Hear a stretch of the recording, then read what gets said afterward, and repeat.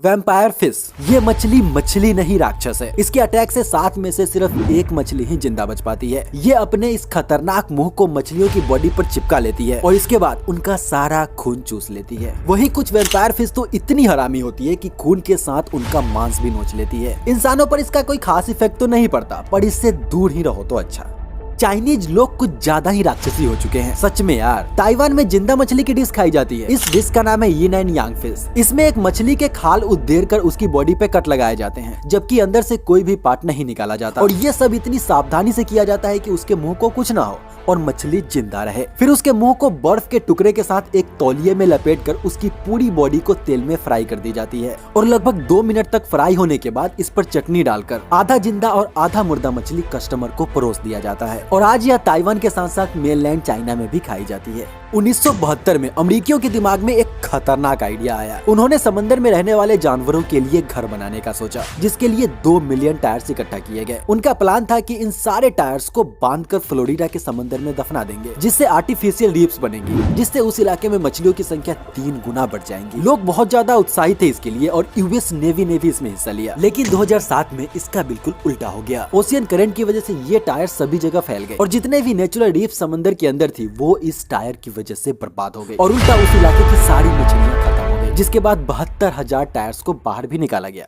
Green potty 2015 में burger king ने सबकी पॉटी हरी कर दी थी। बताता हूँ कैसे। एक्चुअली 2015 में हैलोवीन को सेलिब्रेट करने के लिए बर्गर किंग ने एक ब्लैक कलर का वॉपर बनाया और जिन जिन लोगों ने ये बर्गर खाया सबकी पॉटी हरी हो गई। और बाद में पता चला कि बर्गर किंग वालों ने ब्लैक कलर का वॉपर बनाने के लिए इसमें काफी सारा फूड कलर डाला था और कभी कभी सारी फूड कलर्स हमारे इंटेस्टाइन द्वारा एब्जॉर्ब नहीं हो पाती और जाकर सीधे स्टूल में मिल जाती है, इसीलिए स्टूल का कलर हरा हो गया।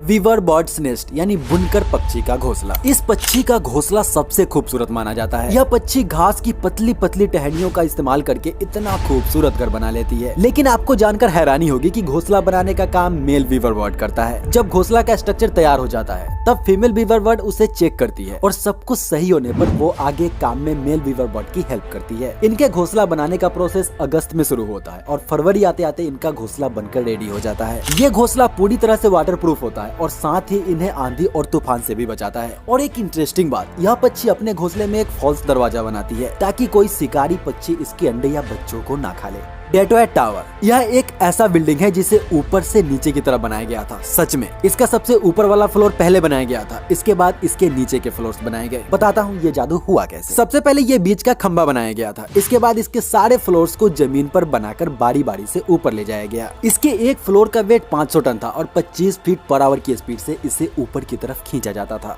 एंटी अर्थक्वेक बेड, ये बेड आपकी जान बचा सकती है। सच में यह बेड खासकर उस जगह के लिए जहां भूकंप आती रहती है। इस बेड में एडवांस सेंसर लगा हुआ है जो भूकंप के आते ही आपको तुरंत अपने अंदर बंद कर लेगा। यह स्टील की इतनी मोटी चादर से बनी हुई है कि इस पर बड़ी से बड़ी दीवार गिर जाए तब भी आपको कुछ नहीं होगा। इस बेड के अंदर आपको कुछ दिनों का खाना पानी ऑक्सीजन और दवाइयाँ मिल जाएंगी ताकि रेस्क्यू होने तक आप जिंदा रह सको। और ये आपको 4,60,000 रुपया में मिलेगा। जब कोई जानवर ऐसे कांटों में धंसा हुआ दिखे तो समझ जाना ये इस चिड़िया का काम है। इस चिड़िया का नाम है श्राइक, जो अपने शिकार को पकड़ने के बाद तुरंत किसी नुकीली चीज जैसे कि कैक्टस या कंटीले तारों के पास उड़ जाती है और अपने शिकार को उसमें फंसाकर खाती नहीं है, बल्कि वहाँ से चली जाती है और फिर कुछ दिन बाद वापस आकर खाती है। बट ये ऐसा करती क्यों, बताता हूँ। ज्यादातर इंसेक्ट्स पॉइजनस होते हैं, उन्हें मारकर छोड़ देने से उनके अंदर का जहर बेअसर हो जाता है, जिसे खाने के बाद श्राइक्स को कोई नुकसान नहीं होता।